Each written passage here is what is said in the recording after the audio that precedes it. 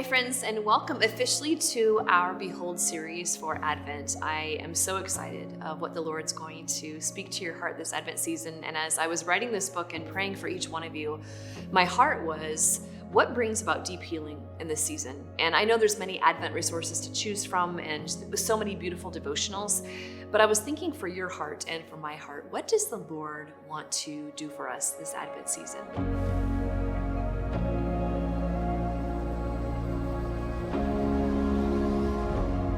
Every single one of us this side of heaven has places in our heart where we need to be brought into wholeness and communion, and quite frankly, where we ache for it at the same time. And so what the Lord desires to do is He desires to bring us home. So much of the Advent season and so much of the Christmas season is focused around family, it's focused around friends, it's people getting together. And I don't know about you, but it also stirs up a lot of things in our heart. So first and foremost, I just want to welcome you wherever you find yourself today.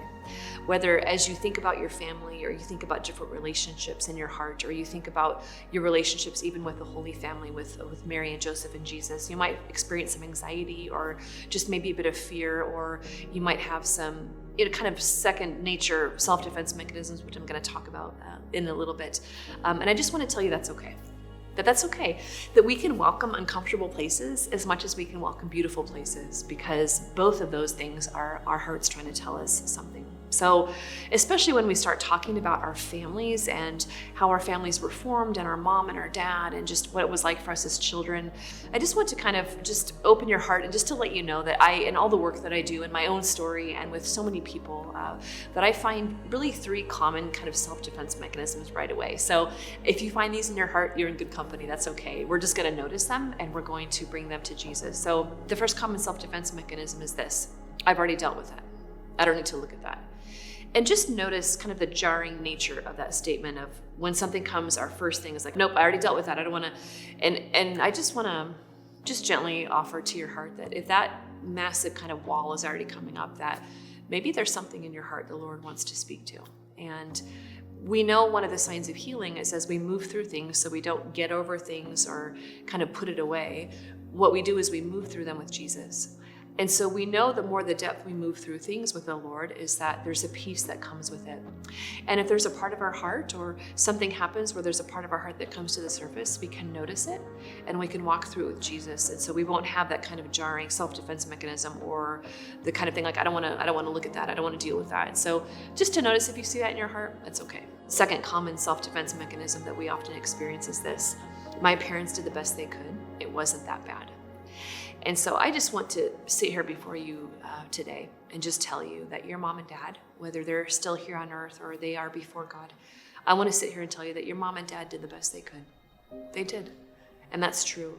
They did the best they could with what they had. And something that I often, share with audiences is that my mom, who's probably watching this right now, one of the beautiful things I've learned about my mom in all the years since my father has passed away, is that my mom is just a person.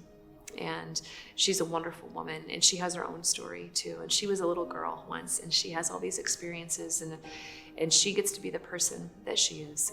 And I think that we can look at our mom and dad and we can honor them. Sometimes people talk about honor and honesty, but you and I can honor our parents. We can honor the commandment to love your mother and father, to honor who they are. And we can do that, and we can hold that in one hand is to esteem them and to revere the authority that God has given them and the family that He placed us in. That are, the way that God places us in families is not coincidental. It's always providential. So we can honor our mother and father, and then in one hand, and then we can also in the other hand be honest. And we can talk about the places, because they're human beings, the places where they were not able to meet our needs, or they were incapable of doing that, or because of their own stories, they missed our hearts. And all of us have places where our hearts have been ruptured out of love. And so just to let you know that your parents, they did the best they could. And until we're also willing to admit the places where they weren't perfect, the places where they did hurt us, the places where even to this day, many times we're bearing that pain, whether we know it or not. To that extent is to the extent to which God allows healing in our life. So I just want to let you know that, and just to invite your heart to rest in that. So this is not about dishonoring anybody. This is about you and I coming to the place of truth and honesty where the Lord can encounter us. And then the third very common self-defense mechanism that I find when we start talking about these things is Sister Miriam, if I open that door to my heart, I don't know what's going to happen. I don't know what's going to happen if I admit this, or if I face this, or if I, name this. I don't know what's going to happen. I might start crying and I'll never stop. The rage might come out. All these different things in our hearts. Desire might come forth. And just to let you know that Jesus doesn't reveal anything to you that he doesn't also wish to heal. And so the beautiful thing that's going to happen during this Advent season is we're just going to let the Holy Spirit lead us. We are going to let the Holy Spirit open the doors that he wishes to open, and we're going to allow him to accompany us. We don't have to do anything on our own. We don't have to figure anything out. We don't have to solve any problems. All we get to do this Advent is to be carried in the womb of Mary. And we're going to allow the Holy Family to care for us.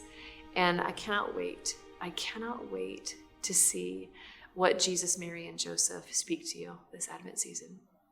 Of how even now they're desiring to bring you more into wholeness and communion, and that's where we're going to go with Behold. So thank you so much for coming along on the journey, and here we go.